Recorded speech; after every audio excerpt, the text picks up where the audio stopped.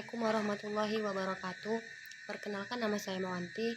Saya dari YIN Padang Sidimpuan, jurusan Pendidikan Guru Madrasah Ibtidaiyah. Baik, di video kali ini saya akan menjawab pertanyaan dari ujian akhir semester mata kuliah pembelajaran PPKN di MISD. Baik, langsung saja.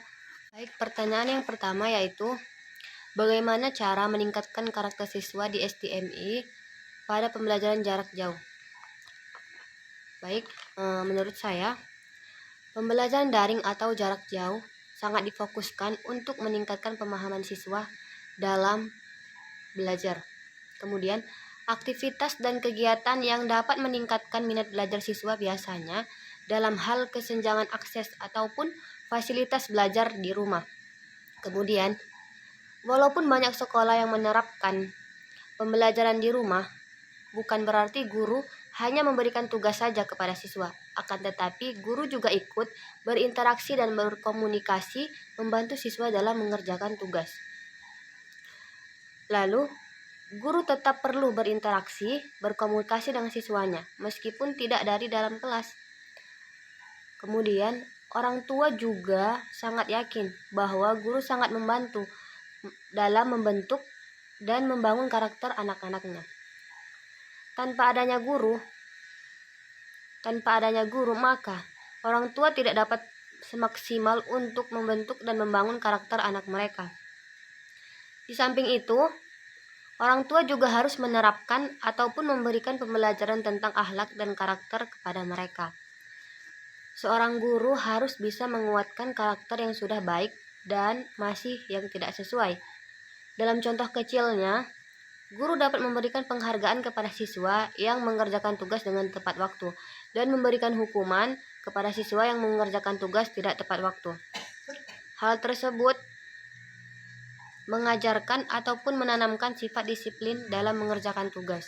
Pertanyaan yang kedua yaitu model pembelajaran yang manakah yang cocok digunakan di kelas rendah dan kelas tinggi?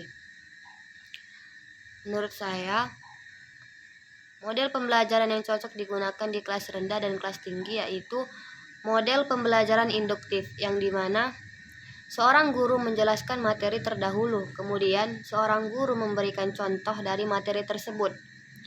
Lalu, seorang guru akan menerapkan ataupun mengaplikasikan dari contoh yang telah diberikan dari materi tersebut.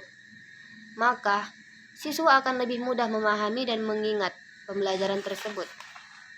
Ketiga yaitu bagaimana menurut pendapat Anda tentang tantangan dalam pembelajaran di COVID-19 ini? Pada saat pandemi, seorang guru harus mampu memahami kemampuan, potensi, minat, hobi, dan sikap kepribadian seorang siswa. Guru juga harus mampu memfasilitasi minat dan bakat siswa yang berbeda. Kemudian guru juga harus mampu mengerti tentang perkembangan siswa agar dapat menghadapi setiap persoalan yang terjadi. Salah satu permasalahan pada saat pembelajaran daring adalah timbulnya rasa bosan sehingga menimbulkan berkurangnya minat belajar siswa pada saat pandemi. Mereka lebih mementingkan gadget mereka daripada belajar. Kemudian tantangan yang kedua yaitu minimnya karakter dan akhlak siswa pada saat pandemi, di mana seorang guru dianggap tidak penting lagi oleh mereka dan memandang sepele terhadap pembelajaran yang dilakukan, sehingga guru sangat sulit untuk mengubah kebiasaan dari mereka. Pertanyaan yang keempat, sebutkan 30 media pembelajaran PPKN di MISD.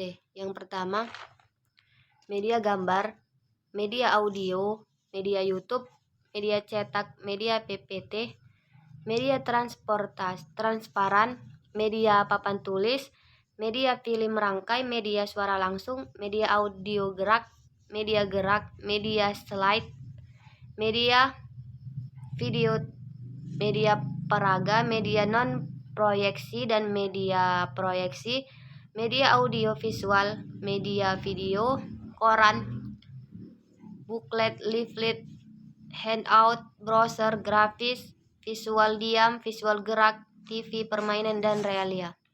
Yang kelima, sebutkan ataupun jelaskan tujuan pembelajaran PPKN di PMI SD menurut para ahli.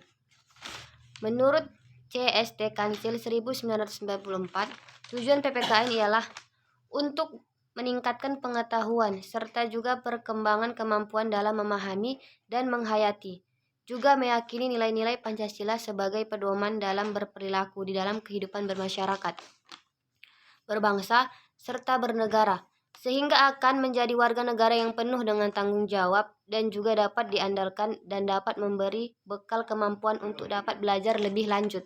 Dan yang kelima, jelaskan aktualisasi dari nilai-nilai Pancasila. Yang pertama, ketuhanan yang Maha Esa. Mengimani adanya Tuhan yang Maha Esa serta mematuhi perintah dan menjauhi larangannya. Yang kedua, menerapkan toleransi antara umat beragama. Kemudian, tidak melakukan pemaksaan dan menghormati kebebasan dalam beragama. Lalu, tidak merendahkan atau mencemooh agama maupun pemeluk agama lain.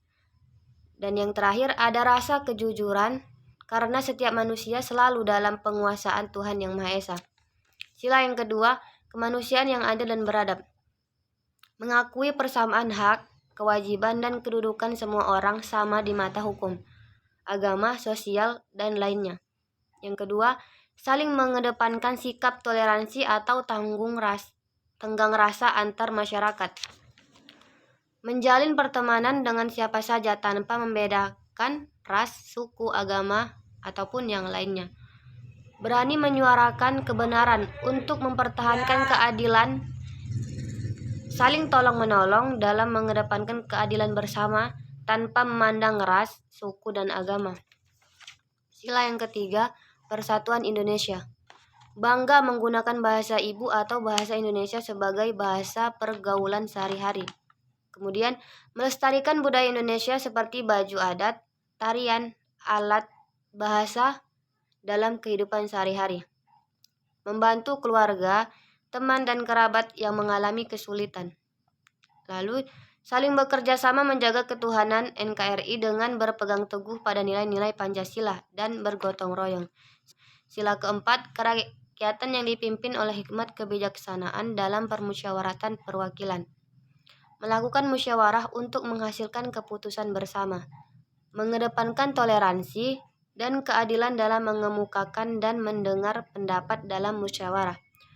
Keputusan akhir dalam musyawarah harus disetujui oleh pihak karena atas keputusan bersama. Bertanggung jawab atas semua keputusan yang diputuskan dalam musyawarah. Kebijakan yang diterapkan mengedepankan kepentingan bersama. Sila yang kelima, keadilan sosial bagi seluruh rakyat Indonesia. Yang pertama, mengedepankan sikap adil antara sesama manusia. Melaksanakan kewajiban dan menghormati hak orang lain. Yang ketiga, kesejahteraan seluruh rakyat Indonesia dikedepankan dibandingkan kemakmuran pribadi atau golongan. Yang keempat, mengutamakan prinsip dan pola pikir yang berkeadilan dalam sikap dan tingkah sebagai masyarakat Indonesia. Dan yang terakhir, hak dan kewajiban warga negara harus sama di mata hukum yang berlaku. Sekian dari saya. Wassalamualaikum warahmatullahi wabarakatuh.